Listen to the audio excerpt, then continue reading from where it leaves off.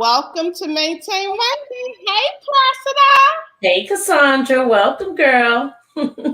Also, with International Women's Day. So happy International Women's Day, everybody.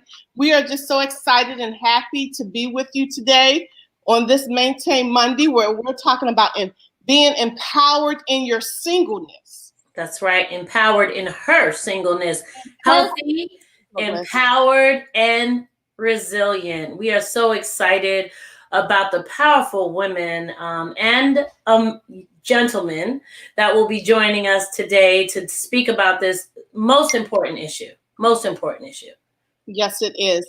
And you know, guys, before we get started, we do have a video we want to play for you about singleness. Singleness is probably the most important time of your life because it's the time where God gets to reveal to you who you are. You become self-aware, you find purpose, you get identity. And Matthew tells us that we're supposed to love God, love ourselves, and then out of that love relationship, we can accurately love others. But most of us are trying to figure out how to love others before we learn how to love ourselves. So we're always looking to them to make complete our deficiencies because we never learned to be okay with us. Don't let anybody ever tell you that until you have another person, you can't fulfill your purpose, or that your life or purpose doesn't begin until another person enters your life. It's just not true. About singleness is that it is a gift. It is a gift. Somebody say it's a gift. The problem is that we have not treated singleness as a gift. We have treated it like it's a burden, like it's a pain, like it's a problem, like there's something wrong with people who are single. But according to Paul, he says that's not the way you ought to approach singleness. You ought to approach it from a perspective is that it is a gift that came from God. God has given to you the gift of singleness. Now, it's interesting to me that he uses this Greek word, charisma is the Greek word. It's the Greek word gift. It means a spiritual endowment. It means a gratuity, a tip. It's a tip. When you go to the restaurant and you get serviced and you want to show your gratitude to somebody, you give them a tip. It's the same word. He says that when God gave you a gift, when he gave you singleness, it was a tip. He says, I'm going to give you something extra. I'm not going to charge you anything for it. I'm going to give you a gratuity. I'm going to tip you. Now I see y'all can't even get that in your head. You can't wrap your mind around that when God put you in a posture of singleness, he gave it to you, has a benefit to you. He says it is a gift. It is something freely that God gave to you that is to your benefit. Singleness is a gift. You ought to treat a gift like with love. You ought to accept it. You ought to embrace it. You ought to be grateful for it. You ought to thank God that he thought enough of you, that he trusted you with the gift of singleness, because everybody can't handle singleness. You can be successfully single. Amen. You can be successfully single. It's not a curse. It's not a sign of rejection. It's not a burden. It's a gift. As a matter of fact, the divine sovereign God that we serve gave this special gift to you, and it is especially for you. Your state of singleness is so important, not just to you, but to God, because he wants to give you vision in that time. He wants to give you purpose in that time. He wants you to know who you are without a person. Because if you don't know that, it will put you on a spin to always be needing someone else to validate who God's created you to be. Can I bust your bubble? You can reach purpose without being married. Jesus did it. Paul did it. What I want you to realize more than anything, if you're in this room and you're not married, so you're still single if you're engaged. Still single. You're still single if you're dating. You're still single if you're courting. You're still single if you're single. Do you understand what I'm saying? You're still single. But I'm trying to encourage you, there's nothing wrong with the season that God has you. Now hear me. This goes against everything you've been told up until this point. You 34? You should be married with a house and a car and a dog. I mean, isn't this the narrative that keeps playing? But Jesus said, equal to loving me is you need to learn how to love yourself.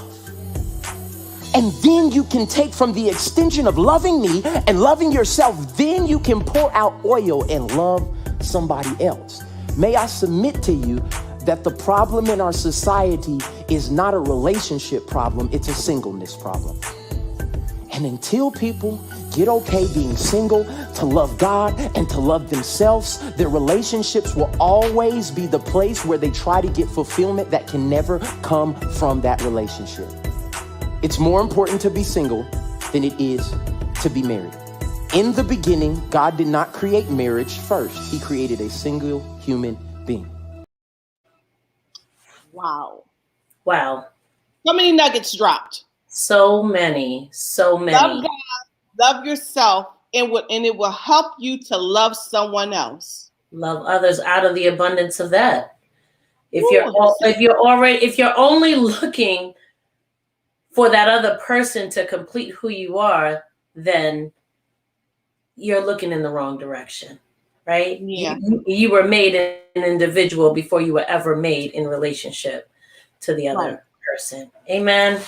Wow, there was so many nuggets. So we're gonna unpack all of that in just a moment. But let's start with what God has to say about singleness. Cassandra, First First Corinthians.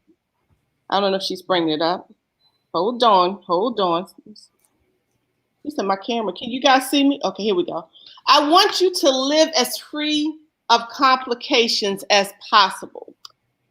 When you're unmarried, you're free to concentrate on simply pleasing the master. Marriage involves you in all the nuts and bolts of domestic life and wanting to please your spouse, leading to so many more demands on your attention. The time and energy that married people spend on caring for and nurturing each other, the unmarried can spend in becoming whole and holy instruments of God. I'm trying to be helpful and make it as easy as possible for you, not making things harder. All I want is for you to be able to develop a way of life in which you can spend plenty of time together with the master without lots of distractions. So this text is just telling us that while you're single, you have more time to worship and find purpose. I think we heard in the video that we find our identity before we get married. We get vision before we get married. And these are the times that you have free to do that, because when you get married, there's so much more that's added to it. So 1 Corinthians 7:34 in the New Living Translation says, his interests are divided. In the same way, a woman who is no longer married or has never been married can be devoted to the Lord and holy in body and in spirit. But a married woman has to think about her earthly responsibilities and how to please her husband. Yeah. So, okay, who better than to hear from but some single women, right? Who can give us insight and may I say doing singleness with flair, right? Doing singleness how it's supposed to be done. So let's introduce our guests. Yes, we're bringing on, I'm going to say Danella. If I'm saying it wrong, she's going to help me pronounce it right. It's Danelia. My name is Danelia Francis. Danelia. Yes. Welcome, Danelia. Thank you so much for being with us, Danelia. And we're going to have you say some things about yourself. Tell everybody, Danelia, where you're from and some things that you're doing to empower your singleness or be empowered in your singleness. Be empowered. My name is Danelia Francis. Currently live in the UK in London. Brooklyn, New York is home. But just a little bit about my journey and just encouraging you all who are listening on to date singleness if that is. I've been actually single for over a decade now. 2010 was the last time that I was in a relationship. And in my singleness, and just to clarify that, because sometimes we say single, in the whole decade that I've been single, aside from 6 months of that, I've been single, not dating, single content, single not searching, or single not waiting. And the reason I say not waiting, because I don't believe that everyone is called to marriage. And even if it's in a season, I believe that God, at least for this long season of a whole decade, 10 plus years, have called me to live in singleness. And I've been empowered in my singleness. One, because I am content. Just like the video, if you saw the video in the introduction, it clarifies everything, but it was an opportunity for me to find myself, to find my purpose, to be able to put myself 100% into, instead of waking up the next every morning saying, how can I please you, husband? But we're saying, how can I please you, Father? And it's just been such a great joy in my years of just being single, and seeing even how my singleness has contributed to my success, whether my success in serving God, doing his purpose, or even in my career. I mean, I've 3 master's degrees, which takes a lot. Who's in the academic world know that it's a lot to be able to do that. Serving, I've lived in 7 different countries. I've been in the military, all of that, but it's a lot. And when you think about the responsibilities and the things that you would otherwise have to do, even parenting, I parent my younger sister she's 15 now, all of that takes a lot to do. And if I was married, I can honestly tell you that I wouldn't have been able to accomplish some of the things that I've been able to do, one for myself, for my family, but also really in service to God. So I want you all to be empowered like I am, because I've been empowered in my singleness to be content. I've been empowered in my singleness to be at peace. I've been empowered in my singleness to be full of joy, to be whole and complete, to glorify God in my singleness. I've been empowered in my singleness not to have to feel like I need someone, but knowing that I'm loved by God, and that I can love myself, and I'm loved by family and friends. And I'm empowered in my singleness because I'm not afraid of spending time with myself. And I think that's important, especially in this whole pandemic, where a lot of people was forced to be by and with themselves. But it's empowering to be able to say, I enjoy this solitude with myself. I enjoy finding out about myself. I even enjoy finding the things that I don't like about myself, because it helps me to become who God created me to be in the midst of if I really face the things that I even don't like about myself. So I'm empowered in my singleness that I'm not lonely. 10 years of being single, I don't know what it's like or what it feels like to be lonely. I'm empowered in my singleness because I know my worth, and I refuse to settle. And that's important, because there's a lot of people that even in their singleness, it's like, okay, I'm going to settle just because the clock is ticking. I'm empowered in my singleness because there's freedom. There's freedom to just be undistracted, freedom to just go be and do who God has called me to be, and that's just so it's empowering. And those are some ways in which I found it very empowering in my singleness, where I can really embrace it, because especially in culture and the society, they'll make you feel like being single is wrong. But I had to say, you know what, let me empower myself in that. Right. And doing that, it's important not to compare yourself to others, so and true. It's important even for, I think I bring a voice to the table of someone who is empowered and content in their singleness. Even if God was to say, I want you to be single for the entire rest of your life, I am content in that. And I think it's important. And it's challenging me for a lot of people. But I think for myself, I've been empowered and I've been okay with that, because it's God's will. And check this out, I've never, ever in my entire life prayed for a husband.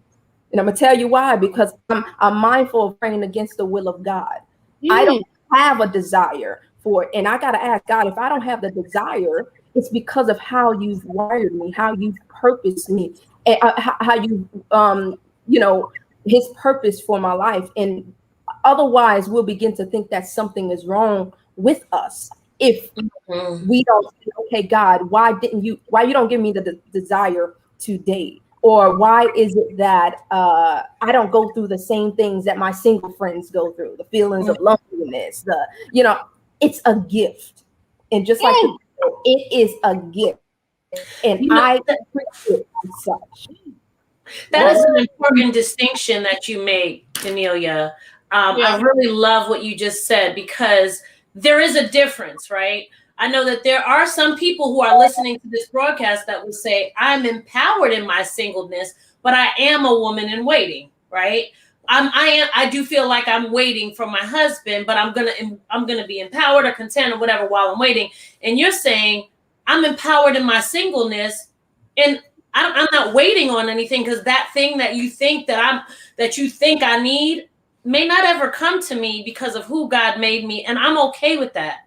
I'm content. Absolutely. And I cringe at that word waiting, because it assumes the theology. It assumes that everyone is called to a life of marriage, right? When we say that we're waiting. And even for those who believe that they're waiting is not a passive thing. So in our waiting, there's some things that we have to do, but with ourselves and becoming whole, so that we don't enter into that relationship broken. But also there's some things that in our waiting serious, for those who believe that they're waiting and it is their call to be married, not a passive approach to dating, and I know we're women, and some people may say, okay, well, men understand men pursuing, but what are you doing? Where are you going? Even in this lack of social arena that we're in, there's still creative ways to meet in people if you are waiting and you are pursuing a relationship. You can't just sit on your couch and sit home and expect your future husband to find you. So, but I just want to say waiting, that word just assumes that every single person is waiting. And I can say that I've never been waiting. I've been becoming who and all that God has called me to be. And if it is his will for me to become married, then I'm already prepared for marriage, because I'm prepared for everything else. That in my season of singleness, I've utilized that and stored that time to prepare me to become all that God has called me to be. And Danelia, you said some key things. Number one, you said the will of God. I never want to go against the will of God for my life. And what has caused you to be content is being in the will of God. If it's God's will that it happen, it's going to happen. And just think about it. When God puts a desire in you, right, or a dream in you, all of a sudden you have urgency. It's a shift in you, right? You have this urgency. Oh, I got to do this. I got to get this done. Or I have an urgency, because I believe that with every desire God gives you, he's going to give you a plan, right? He's going to lead you to it. So like you said, you're content and you're empowered and you're doing all the things. You're evolving. You're becoming, you're identifying more and more who Danelia is, right? And what God wants you to do. And that's exactly what the Corinthians scripture says. Come spend time with the master. Come spend time with me. I need your attention here. I need you to find out more about me. I need you to I want you to become intimate with me. I want you to get to know me in this, while you're here, or while you're in this will part. Let's just say this will part of the story of me, you getting to know me. But I just love what you said, because even the definition and everything you've given about what you've been doing. So we're going to bring another woman on here who is a friend of mine, Pastor Clorinda Burson, who is actually single but just got engaged and is about to be married. So we have another perspective on this, right? So we want to thank you. Hey, Clorinda, how you doing? Hello. Little echo. So happy to be here. Always a privilege to share this with such beautiful queens. Can you guys hear me clearly?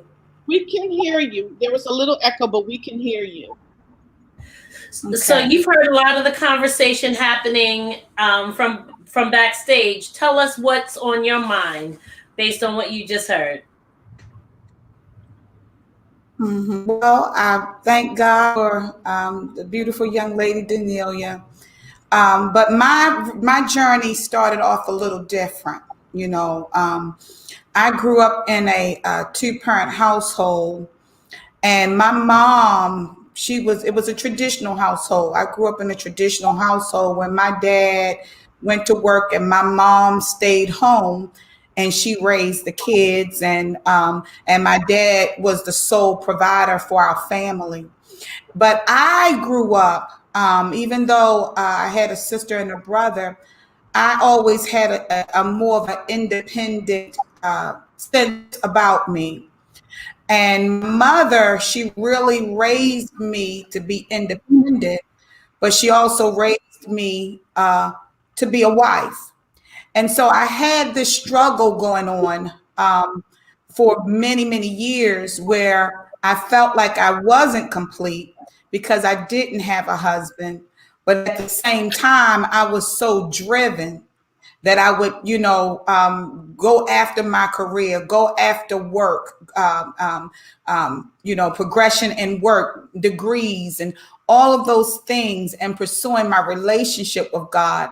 But there was always an internal struggle because I have been raised to be a wife. I was told that's what you're supposed to do. That's who you're supposed to be.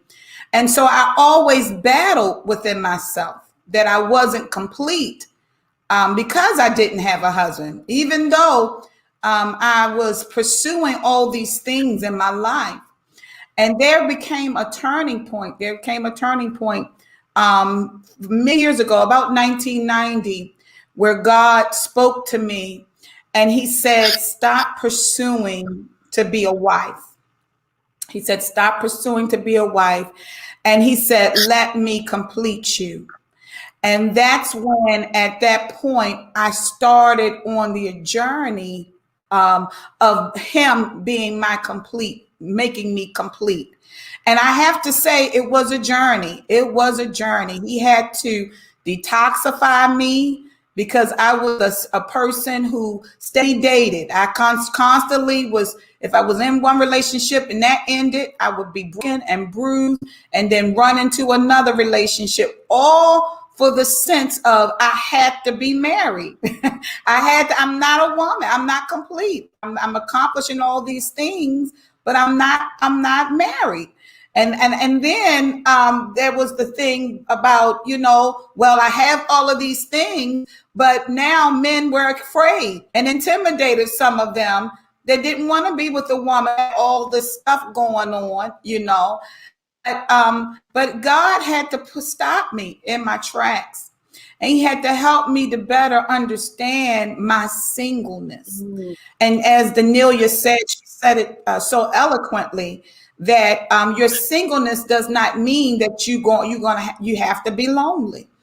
And I started a journey. I started a journey of embracing my singleness and understanding that the deeper and closer I got to God, I began to realize that it is a gift.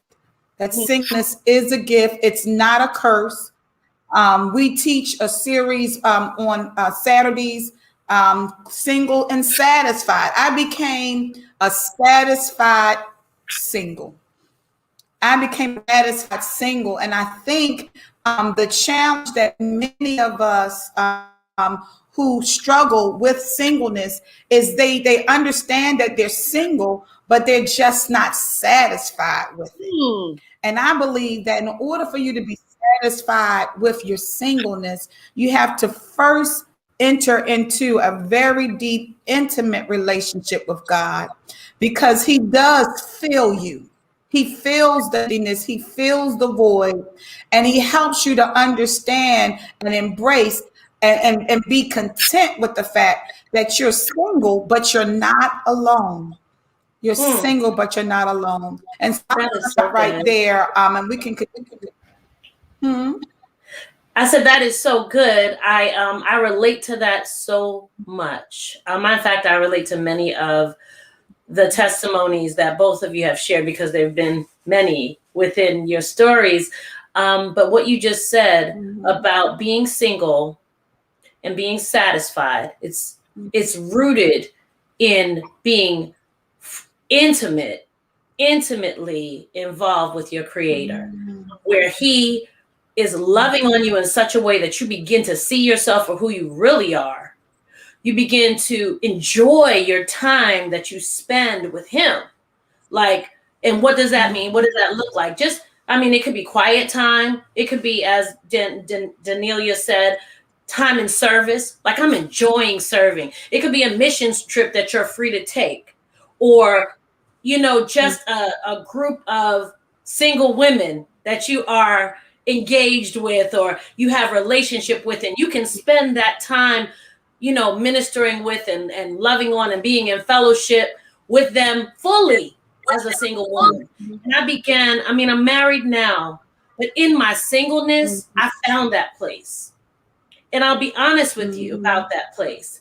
That place began to scare me. Like, I didn't know if I wanted to give that space up. It was so sweet.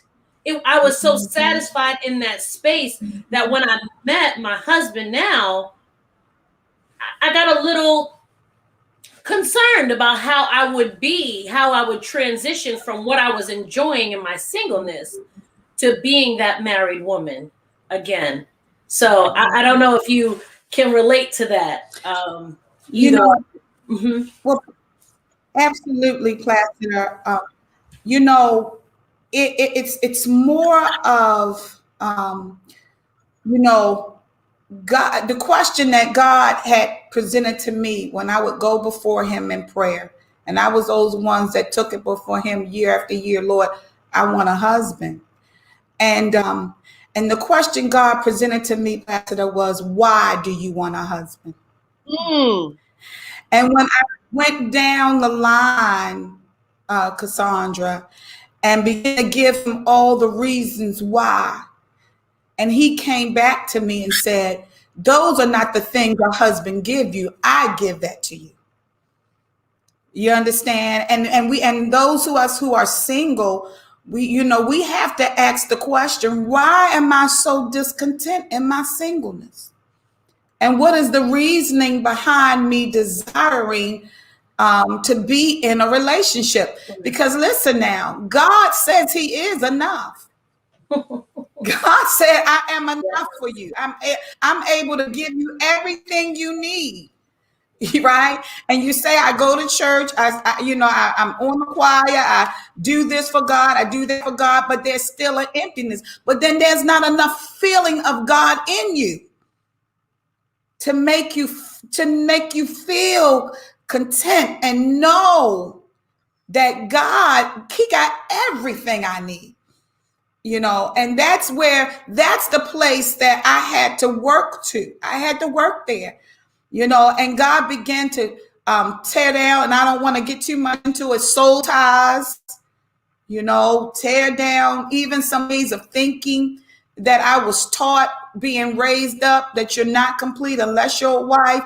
And it was a journey for me. It was a journey.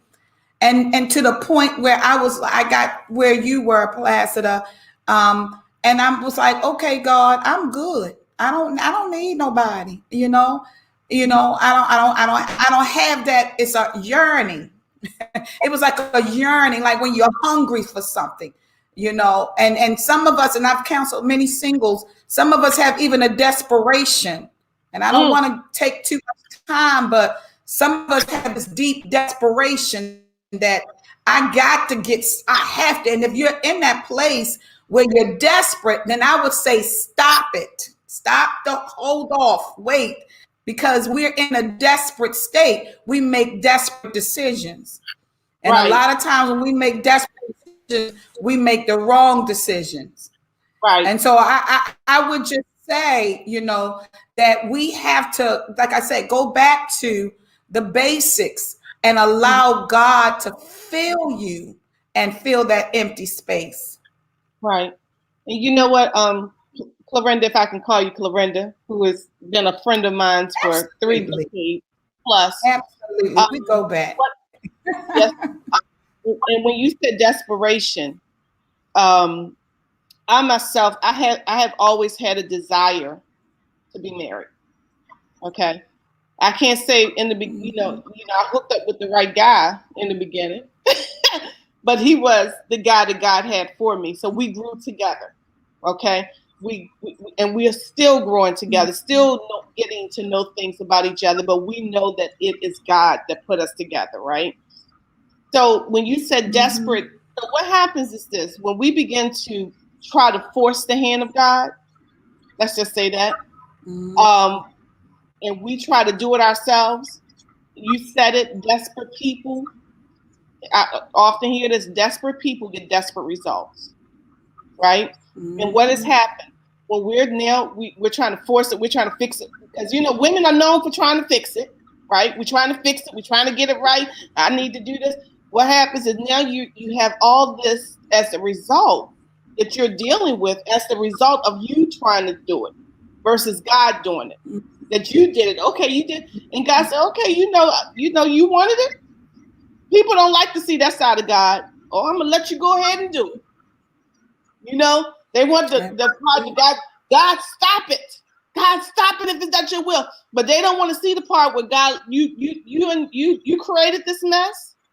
Now I'm gonna let you go through the consequences of you choosing this instead of waiting on they that wait on the Lord, right? He shall renew your strength. And even looking at that scripture, the strength to be single for however long he wants you to be. But you also said another part, when you ain't thinking about it, woo, here come your Boaz. Right? Hey, that's right. That's so good. Absolutely. Absolutely. That was great. Yeah, Danelia, I see you shaking. Danelia. Yes, I'm shaking because when you said it, when you're not, I mean, this is a good conversation. I'm enjoying it. And I think you hit it on the nail about commitment, and I always say that to be content in your singleness requires peace and faith, and knowing that whatever God's purpose and reason for your singleness, it's not in vain, right? In other words, there is a purpose for your singleness, and so this is good. And I'm also in that place to where I don't think about it. I don't think about a relationship, and I don't know what God's plan is for me in the future, but I know it's going to be not when I'm not thinking about it, because I've already found myself, because I already know who I am, because I already found my purpose, all of that. And that it's a good place to be if God decides that it is my will for me to get married. And I think that's a place where most people who are single, all, if any, need to be. If you are single, find yourself. Know who you are in God. Know what God says about you. Find your purpose and use that to just maximize the time to serve Him, to glorify Him. And when you're not looking, when you're not searching, God will do what He's going to do, and you won't miss it, and you'll be ready. Not just ready because you have the desire, but ready mentally, ready emotionally, ready holistically. And that's important. That is so important. And there's something that you said, that Pastor Clarinda said, and the scripture all said. You talked about education. You talked about kind of the things that you fill your life with when you're single from a healthy perspective. And what came to my mind is pretty simple. It's not complicated, and it's very practical. When I was single, I was pursuing my master's degree. I was in school, and to be quite honest with you, by the time I ended my day, I was a single mom, I was pursuing my master's, and I was serving in ministry, and I was doing a whole bunch of other stuff, working, whatever. By the time I hit that pillow, I wasn't thinking about who wasn't with me. I was tired. And it's practical. Like what I'm saying is sometimes we're giving attention to things and they become an issue in our lives because, oh, I'm here by myself and Cassandra got her husband, or, oh, do y'all understand what I'm saying? Like we are, if we're doing the things we're supposed to do with our singleness that God has called us to in our singleness, your mind is not going to be filled with the other things that you will be concerned with when you're married, if you're married, right? So I just wanted to put that out there because, I mean, you guys have demonstrated healthy single perspectives, and those things were in common and in common with the scripture. Look, guys, it's this quote I want to mention. Absolutely. Can you guys hear me? Can you hear me? Okay. It's this quote, and I want your comment on this quote. Yeah. I'm still learning to love the parts of myself that no one claps for. I love that. What do you say about that? You're still, I'm still learning. I'm still learning to love the parts of myself that no one claps for. I think that's. Let me say something to that. Oh, wait a minute. Go ahead. Go ahead, Danielle. I'll digress to you. Go ahead, sweetheart. I'll digress to you. I was just going to say that speaks to validation, right? And that speaks to oftentimes women who are single, like Clarinda said, that you have to ask yourself, why are you single? And I've talked to a lot of my single friends, and one of the reasons they're looking for validation. They're looking for people to clap for them, to say, you know, you look beautiful, to all of that. And I think that really speaks to the fact of loving yourself the way that God loves you, the way that God sees you. And even if you got to go to the word and begin to read the word and declare what God says over your life, that's part of loving yourself the way that God sees you, the way that who God says you are. You're going to clap for yourself. And because oftentimes people don't, you know, they look for it elsewhere. When you get to a place where you can seek it for yourself and begin to love yourself for who you are, that's a great place to be. Indeed. Yeah. Indeed.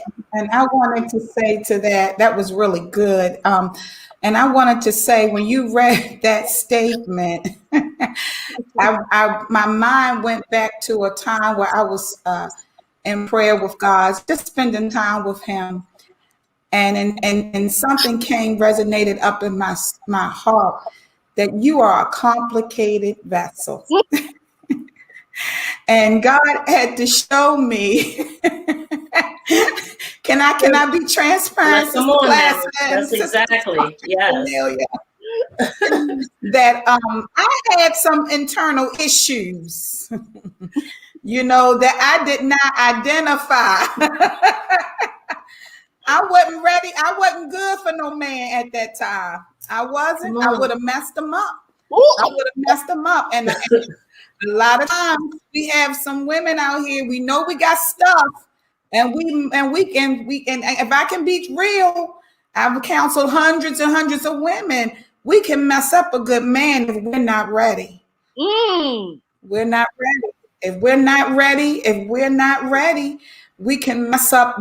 God will give us a good man, and before we get finished, he's broken. He has no hopes. He has no dreams, because I believe that the woman's role in a man's life is to, if she's empowered, she's going to empower everything around her. Come on now. If she's empowered, she's going to empower her children.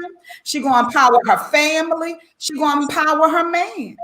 And a lot of us, and I'm glad we're in this topic, because if we are not empowered, it's going to be very difficult for God to send us a man, because when we come into life, our role is to nurture, is to empower, is to build.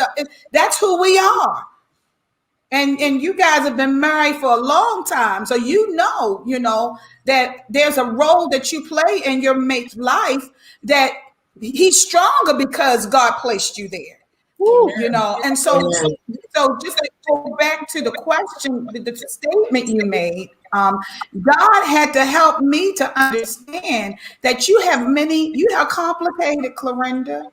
You're very complicated, and I have to allow you to identify areas in your life, and teach you how to clap for yourself once you receive not just the external achievements, you know, the degree, you know, the career, the money, but give you some accolades when you've dealt with the attitude issues. Come on.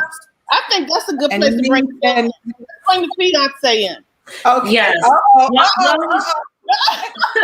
While he's coming in, first of all, I think we need a moment of silence for all the men that were broken by women who you broke that thing down beautifully, Pastor Clorinda. You really did, because we bleed on people all the time, and we think it's as easy as saying sorry, but it isn't. It isn't. So welcome, Gil, fiance, Mr. Gil White. What a time to come in on, Gil. Right. Woo! Talking about the woman that can break you, how we are supposed to be empowering our men. And you know, you really can tell if a woman is empowering her man, right? You can tell because he has it's almost like what Proverbs 31 says, you know that Proverbs 31, he stands at the gate, right? It's almost like with them, I love that part. And so Gil, tell us how a brother acts when he ain't empowered by a woman. You hear me? I don't know if Gil can hear me. I don't think he can hear you. Well, let me use one of the quotes, okay? Did you hear Cassandra, Gil, when she asked the question? Somebody else asked it. Maybe it's me. Can you hear, Gil? Can you hear me, Gil? I don't think he can. He's not able to hear. There's a quote that speaks directly to what you just said, Cassandra, and it says, "If you're not happy single, you won't be happy taken." Happiness comes from within, not from men. And I think that speaks exactly to, because if I got all these issues, that was a nice way to say it, going on the inside of me, and I think just because I get a man, that's gonna fix it all. What's that gonna do to the man? What's that gonna do to the man? So I think that's the question we're asking Gil, but I'm not sure if he can hear us. No, he can't hear us because he's messing with his mustache.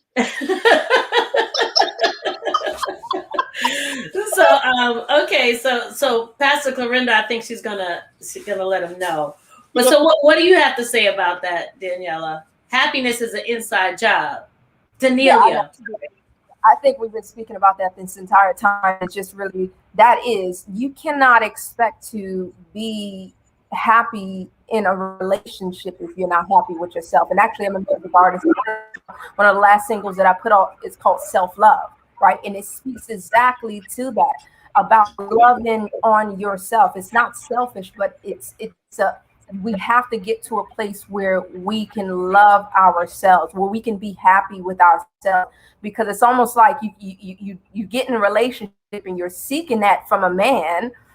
What happens when he's no longer around? You're still unhappy, right? You're seeking joy from a man. What happens when he's no longer there to give you that? You're still unhappy. And that goes back to the point of finding that first. And actually, if you're not happy, if you don't have joy, if you don't have peace by yourself, do not enter into a relationship. It's going to break that man down. You know, when you talk about Adam and Eve, right? We talk about being a helpmate. There's no way a woman could help to be that if she herself isn't whole, if she herself isn't happy, if she herself isn't at peace, you know. So it's important to get to that you're at joy, when you have that peace and you have that joy before you enter into a relationship.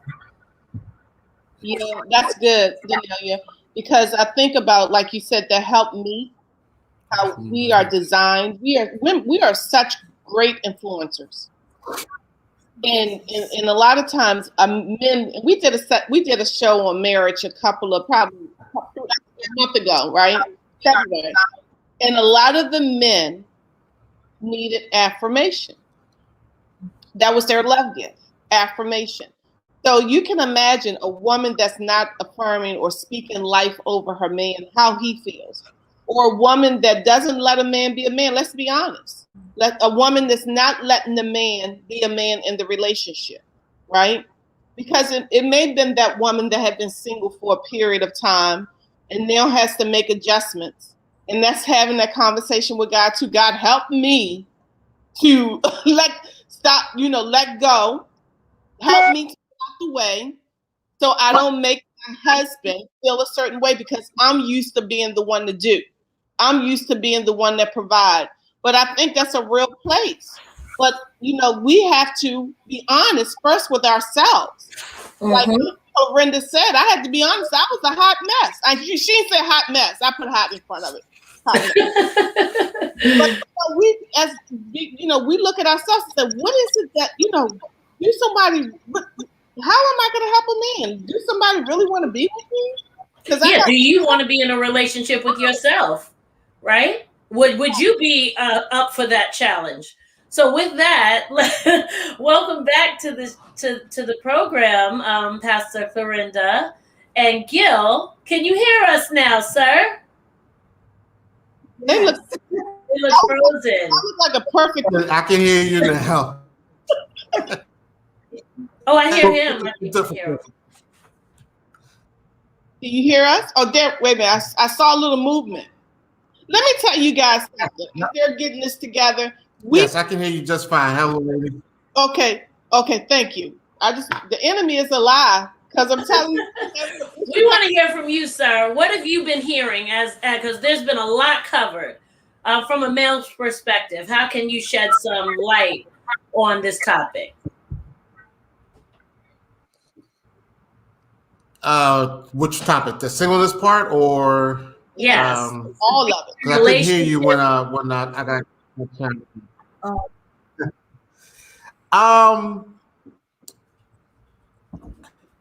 Part of being single was helping me embrace after a tumultuous divorce, and then I was a single father for a period of time. What God allowed me to do was embrace father first, and in that process, to learn how to love me for me. I couldn't be in a relationship until I could heal first, and embrace being single again. And then that process, being with my sons, allowed me to go that much further, because then it allowed me to concentrate on just being a father first. Mm-hmm. I do believe that healing process is important. And a lot of people try to, let's just say, they may try to jump from that part to go to the next. But that process of getting healed, we've heard how we can destroy somebody or mess somebody up if we haven't allowed the Lord to heal us in an area. And a lot of people say, well, we can heal together. But what, we could do this together. But what about that, again, going back to Corinthians, where it says, spending time with the master to allow him to heal you in whatever area, trauma has happened, in your life, and you don't want to bring it on. Because I say this prayer all the time, even with my friendships. I've had some bad friendships. Let's say this, I had some people that come in that didn't necessarily, let's just say, respect the role of a friend. And you got to say, God, I don't want this right here to come into this, because this right here is a blessing. It's a gift. Don't let me bring my negative self or my distrustful self here, I need you to heal me. So Gil, you know, that part right there, and can you speak to some men or even women right now about that process of getting healed? Did you hear me? The healing part was the biggest part. I asked God to help me heal. I prayed for that. And then as time went on, I would pray to God and ask God, okay, am I ready to date again? Am I ready? And if I'm not ready, then don't allow me to be back out there again. Man, I talked to my mother. You know, I said, hey God, if I'm not ready, then don't let me be ready. Then I'm not ready. Yeah. And I said, you know, help me heal. Help me heal me. Cassandra, we're getting ready to do because we teach singles ministry at our church, and we're getting ready to do a conference, singles conference called Take Your Morning Clothes Off. You know, because we have to look at the strong population of women and men. I know this is primarily for women, but for women, there's a lot of hurting brothers out there too. And I got to say that, but we're getting ready to do it because there's a large population of divorcees, people who have been divorced, who've been married and now are single, and and that's a struggle. That's a struggle when you've been with somebody and physically and everything else, and then now it's no longer there, and you have to revert back to where you were, you know, before you got the divorce. You know, and then there are the singles, you know, who are mourning because their husband passed. And so those are dynamics that are a little different than Danielle, because I don't know if she's been married before, but I've never been married before. You know, and so it's easier for us to say, hey, you know, we got to wait before we have sex because, you know, we've been you know, we've been that way. But what about the you know, the woman who was married 15 or 20? I know some people who've been married 30 years and wound up with divorce, and now they're having some other struggles that they didn't have at first. Oh, that's very and so we mourning process. Yeah. Yeah, that's very real. That's very real, Pastor Clorinda. You know, I was that divorced woman. Yes. And I'm sorry. It's delayed on my end. I thought you paused. I didn't mean to interrupt you. Go ahead. Finish your statement. Good. I think she's good, Pastor. Go ahead. No, okay. I was finished. Okay. Yeah, I was saying that's a very real statement because I remember when I was, as a divorced woman, I was angry with God that you expect me to live this Christian lifestyle. So we don't want to have that conversation often. But now it's like, okay, like my brother Gil said, I want to talk to God. Like, you know, I talk to God. We have a relationship, and I'm telling him this is real for me. I have to deal with this in my physical body, in my life, in a way that for me, I didn't sign up for. You know, my husband decided he no longer wanted to be married to me. Not no longer to be married, but no longer to be married to me. Let's just be real. So yeah, that's a great. I'm glad you're making that effort to move towards those populations of people. How can people find out about more about that conference and how to get in touch with you in your ministry?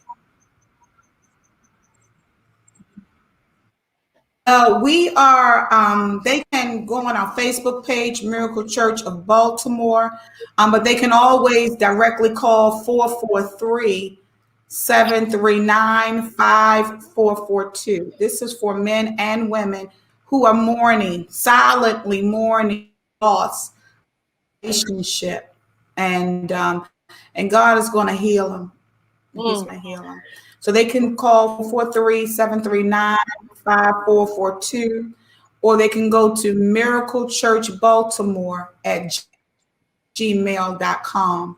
Miracle Church Baltimore at gmail.com. Awesome. And I know it looks like we may have lost Anelia. We've had a lot of trouble with our technology today. And I know it's because this issue, this topic is so powerful. So many people need healing in this space. And it's okay because God still, his message still came across. And so you can find Danelia on all the major platforms. We will list her contact information below in the thread. There was a statement that she began with, though, about being content in being alone. And I wanted to say this quote. It says, until you get comfortable with being alone, you'll never know if you're choosing someone out of love or loneliness. And that's by Mandy Hale. And so my charge to the folks that are single, whether they be single by choice or situation, is get comfortable in your relationship with your Father. Get comfortable. Allow the Master to love on you and to show you why he has you in this season of singleness. And I don't know if it's forever or it's for a season, but allow him to show you. And that is a space where you will fall in love. And we'll see what God has from there. Cassandra? Yeah, so we want to thank you guys again for joining us. And Darlene McCoy got called into a meeting. So she did call and she wants to reschedule. So we want to thank you guys for being with us. And if we look at Romans, that relationship with Christ, having that relationship with Christ is the foundation. And it says, if you openly declare that Jesus is Lord and believe in your heart that God raised him from the dead, you will be saved. So again, asking Christ to come into your life, that's the foundation. Let's just say that it begins there. Because as you heard from our guests, that they were able to move in the healing process, they were able to wait, or they not necessarily wait, or if God told them they were going to be married, or content in their singleness because they have a relationship with Christ. So we invite you in. But before we go, we thank you for tuning in. But before we go, we want you to see this short video, and we want to thank our guests for being with us. Thank you so much. And some of you are single, and some of you are single again.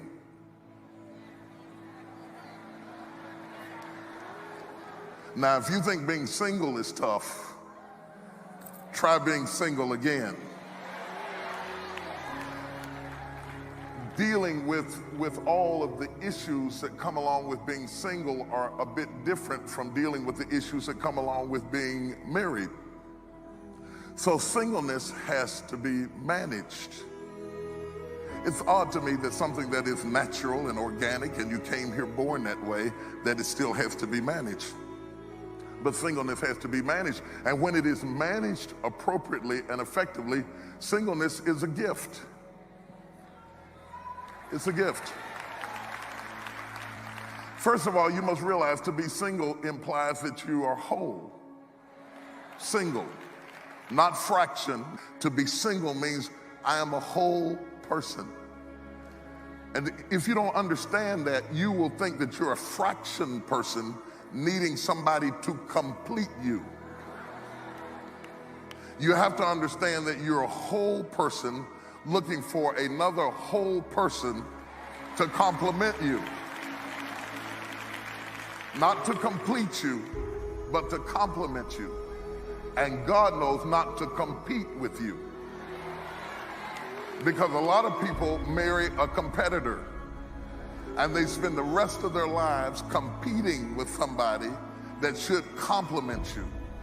Paul says in 1 Corinthians chapter 7, verse 34, he says that singleness is such a gift that he that is unmarried or she that is unmarried careth for the things of the Lord. He's talking about the freedom that you have to seek God, to pray, to call upon him, to do whatever you need to do. That freedom also carries over into your secular interests. You have freedom to go back to school. You have freedom to explore different talents and gifts you might have. You have freedom to plan a future for yourself. And if you manage singleness effectively, you have time and energy to do things that married people don't have time or energy to do. Because the more people that are in your life, the more they take from you. Every time you have a child, a little piece of your time and your attention and your affections and your emotions have to be divided because they live off of the breast milk of your compassion. You cannot have a spouse and it not alter your life, because when you bring people in your life, you have to be prepared to feed that relationship. A lot of people don't know that. That's a simple truth, but a lot of people don't realize that marriage doesn't work organically. It has to be fed. They think that they can get a man or a woman in their life and continue on as if nothing has changed, but that is not true. Having somebody in your life, a significant person in your life, drastically alters your life in many positive ways, but it also takes some things from you, time and attention. You can't have a plant and not water it.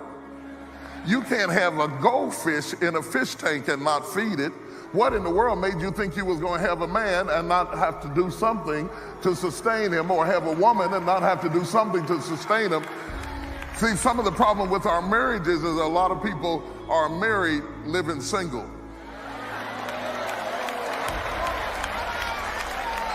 I'm gonna get off of that.